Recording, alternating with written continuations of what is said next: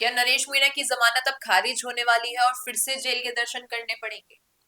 जिन बड़े नायकों को वो फॉलो करते हैं, क्या इस प्रकार फॉलो कर रहे हैं कि जेल में जो आने जाने का रुख है उसे इतना अपना चुके हैं? समरावता थप्पड़ कांड आप सभी को याद होगा। अब सुनने में आ रहा है कि समरावता थप्पड़ कांड में जो उन्हें जमानत मिली थी जुलाई में, अब उसे खारिज करने की बात चल रही है। कई लोग हैं उनके विपक्षी दल में जो ये चाह रहे हैं कि जिस प्रकार की राजनीति वो अभी कर रहे हैं बिना किसी पद के, वो ना कर पाए, और जो जमानत पे वो बाहर आए हैं वो जमानत खारिज हो जाए और फिर से वो जेल में चले जाए। आज इसी विषय पर चर्चा करेंगे कि क्या कुछ मामला हो सकता है अगर वो जेल में जाते हैं तब, या फिर अभी जब जो जमानत पे बाहर है तब। नमस्कार, मैं हूं अंकिता, आप देख रहे हैं द फैक्ट इंडिया और मेरे साथ है वरिष्ठ पत्रकार वरुण बंसाली। सर, समरावता थप्पड़ कांड 8 महीने तक चला। 8 महीने वो जेल में रहे और जुलाई में अंत में जब वो बहुत ही बड़े स्तर पर एक प्रदर्शन करने वाले थे उनके समर्थक और उनके पिताजी, उस अंत में आके जब नरेश मीणा को जमानत मिली जुलाई में, वो बाहर आए, कुछ दिन हुए और फिर झालावाड़ के प्रकरण में वो फिर से जेल में चले गए। अब बाहर है। अभी हाल ही में सीएम और पीएम के लिए एक स्टेटमेंट दिया, फिर से एफआईआर दर्ज हुई, लेकिन जमानत पे बाहर रह रहे हैं। क्या लगता है कि समरावता थप्पड़ कांड, क्योंकि एसडीएम को थप्पड़ मारा है, और हाल ही में एग्जाम्पल के तौर पे देख ले तो कंवरलाल मीणा कितने सालों पहले एसडीएम पे बंदूक डाली थी, केवल उसके उस पर उनकी विधायकी चली गई और उपचुनाव हो गए, उपचुनाव में कांग्रेस जीत गई। इतना बड़ा प्रोसीजर जब एक नेता के साथ हो सकता है तो फिर नरेश मीणा पीछे क्यों है? देखिए, समझने वाली बात ये थी कि जब 8 महीने नरेश मीणा जेल में रहे थे, तो वो 8 महीने जेल में केवल समरावता कांड की वजह से नहीं रहे थे। मुकदमे पुराने भी थे, वो वापस रिवॉल्व हो गए और बहुत सारी चीजें हुई। जो कोर्ट प्रोसीजर था, वो एक मुकदमे के बाद दूसरा मुकदमा लगना, दूसरे मुकदमे के बाद तीसरा मुकदमा लगना, और इस तरीके से लगातार मुकदमों में वो जेल में रहे। जी। अब हमें ये भी समझना पड़ेगा कि एक तरफ ये सवाल लगातार उठ रहा है अंता, बारा, हाड़ौती और राजस्थान की राजनीति में कि प्रमोद जैन भाया पे भी तो बहुत सारे मुकदमे हैं, फिर वो क्यों जेल में नहीं जाते? लेकिन जब ये सवाल उठता है तो आपने जो कहा वो सवाल भी उठना चाहिए कि सत्ता पक्ष के मौजूदा विधायक की विधायकी भी इसीलिए गई क्योंकि उन्होंने एसडीएम पर बंदूक तानी थी, और उनका भी अगर विधायकी रद्द हो सकती है, वो जेल में जा सकते हैं, तो फिर नरेश मीणा क्यों नहीं जा सकते? और प्रमोद जैन भाया के मुकदमों का जहां तक सवाल है, उनके ज्यादातर मुकदमे फिनेंशियल ऑफेंसेस है। फिनेंशियल ऑफेंसेस और क्रिमिनल ऑफेंसेस में अंतर होता है। यानी कि जो वित्तीय गड़बड़ियों के ऑफेंसेस होते हैं या सिंपल आरोप के ऑफेंसेस होते हैं, और जो क्रिमिनल ऑफेंसेस होते हैं, किसी को थप्पड़ मार देना, किसी पे बंदूक तान देना, ये अलग ऑफेंसेस होते हैं। इसीलिए प्रमोद जैन भाया की जो जमानत है, वो जमानत पर बाहर है, और मुकदमे जो है वो बहुत ही नॉर्मल मुकदमे हैं। लेकिन नरेश मीणा पर जो मुकदमे हैं, वो थप्पड़ मारने का हो या इस तरह के मुकदमे हैं, और कंवरलाल मीणा पर क्रिमिनल ऑफेंस के मुकदमे हैं। तो इससे समझ में आता है कि इन मुकदमों में अंतर है।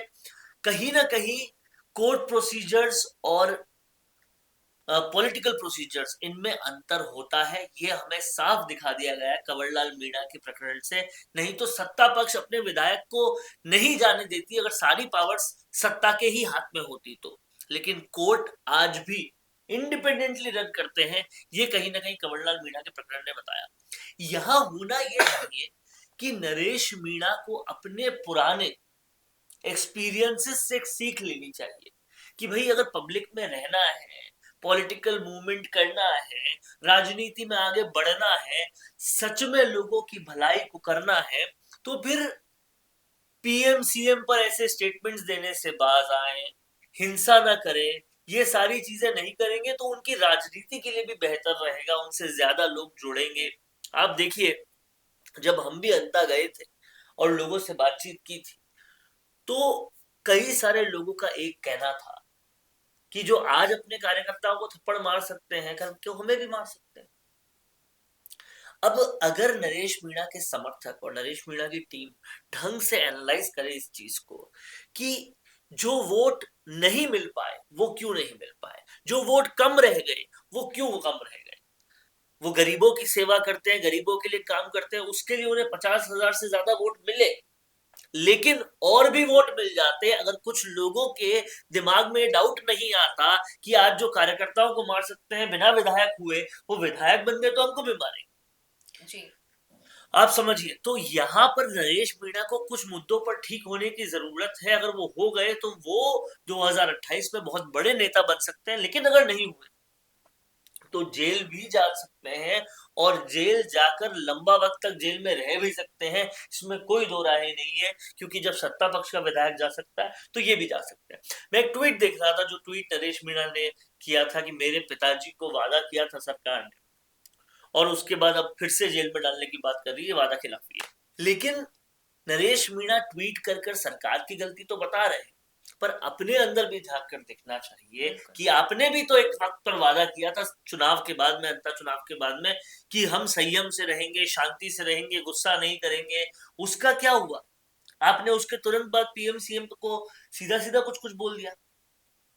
तो यहां पर कुछ संयम की जरूरत है, क्योंकि आज जिन पीड़ितों को, जिन गरीबों को नरेश मीणा की जरूरत है, वो नरेश मीणा अगर जेल चला गया तो उनका क्या होगा?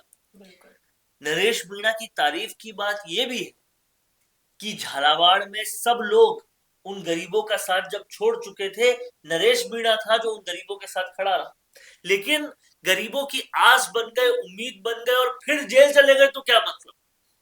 जेल नहीं जाना, जनता के बीच में रहना है, और पॉलिटिक्स अगर ढंग से करनी है तो नरेश मीणा को इन कुछ चीजों का ध्यान देना पड़ेगा। उत्तेजना, गुस्सा, गर्मी, हिंसा, इन सब चीजों से बचना बहुत ज्यादा जरूरी है। बिल्कुल।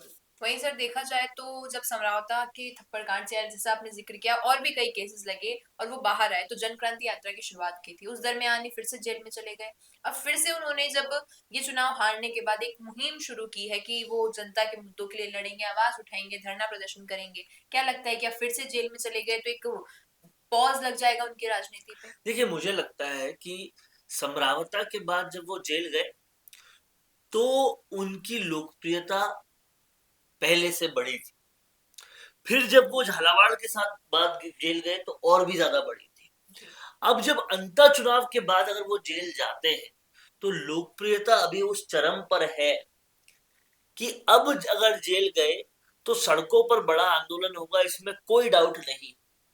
लेकिन समझने वाली बात यह है, ये सिलसिला अगर लगातार ही चलता रहा तो फिर सबसे ज्यादा कुठाराघात जिसके साथ होगा वो गरीब होंगे, उनकी समस्या उठाने वाला कोई रहेगा नहीं।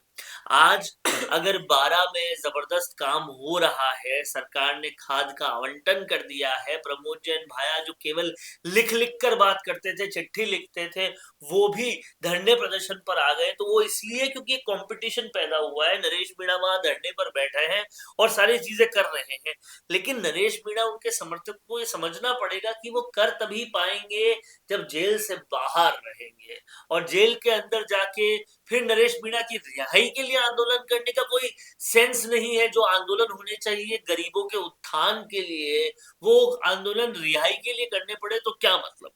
अभी नरेश मीणा ने जो पॉलिटिकल मूवमेंट लिया है, जो अपना स्ट्रैटेजी बनाई है कि जो 3 सीटों पे वो इलेक्शन लड़े, उन 3 सीटों पे, और जो उनके बिल्कुल मतलब की सीटें हैं, ईस्टर्न राजस्थान की सवाई माधोपुर और दूसरी, वहां पर वो जनता के मुद्दों को लगातार उठाएंगे, उनके लिए धरना प्रदर्शन करेंगे, और कहीं ना कहीं अपनी जमीन को वहां पक्का करके फिर 2028 का इलेक्शन लड़ेंगे। वो बिल्कुल सही स्ट्रैटेजी है। इसके बीच में जेल जाना और ये सब होना उस स्ट्रैटेजी को भी तोड़ सकता है और गरीबों की उम्मीद को भी तोड़ सकता है, इसलिए उन्हें इस चीजों से बचना चाहिए। बिल्कुल। और सर क्या लगता है कि अगर अब जेल जाते हैं तो कौन साथ देगा? क्योंकि इससे पहले देखा जाए तो एक आस्तिक रोडीलाल मीणा, उन्होंने समरावता में साथ नहीं दिया, फिर झालावाड़ के लिए गए तो प्रहलाद गुंजल ने साथ नहीं दिया। अब क्या लगता है कि अब राजेंद्र गुड़ा और हनुमान बेनीवाल बचे तो क्या ये भी साथ छोड़ देंगे?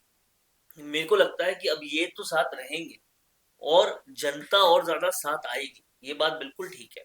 लेकिन फिर भी मैं ये कहूंगा कि नरेश मीणा को बार बार ऐसी चीजों से बचने की जरूरत है, नहीं तो लगातार जेल गए तो ये जो क्रांति आपने शुरू की उसको बहुत बड़ा पॉज मिल जाएगा। बिल्कुल। अब सवाल आपसे भी यही है, क्या लगता है आपको कि जो मामला शुरू हुआ है राजनीति में, क्या ये नरेश मीणा को जेल तक ले जाएगा या फिर और इनकी लोकप्रियता चरम सीमा पर चली जाएगी? क्या राय है आपकी इस पर, बताइएगा कमेंट में। पसंद आया हो ये वीडियो तो इसे लाइक करना, शेयर करना और हमारे चैनल द फैक्ट इंडिया को सब्सक्राइब करना ना भूलना। धन्यवाद। बिजनेस अच्छा हो सकता है, लेकिन अगर नाम नहीं दिखा तो पहचान कैसे बनेगी? अब टेंशन छोड़िए, द फैक्ट इंडिया आपके बिजनेस को देगा वो पहचान जो पूरे राजस्थान में हर किसी तक पहुंचे। न्यूज चैनल पर विज्ञापन, पॉडकास्ट और प्रमोशन के जरिए आप सीधे 5 लाख सब्सक्राइबर और 10 करोड़ से ज्यादा व्यूज तक अपनी पहुंच बना सकते हैं। तो देर किस बात की, आज ही द फैक्ट इंडिया से जुड़िए और अपने बिजनेस को बनाइए हर घर का नाम।